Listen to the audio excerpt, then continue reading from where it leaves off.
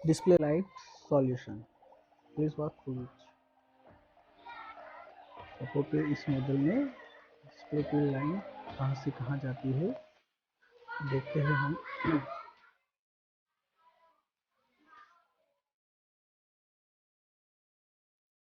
सीधा ये लाइन जो हमारी है वहाँ यहाँ लाइट आईसी में जाता है और ये हमारा बूस्ट कॉइल है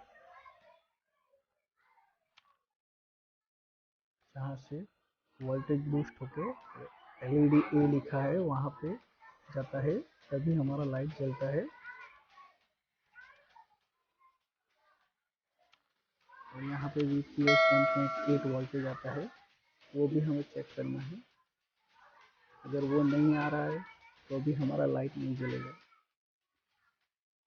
और जो यूपीएस वोल्टेज आता है वो हमारा इस चार्जिंग आईसी से आता है।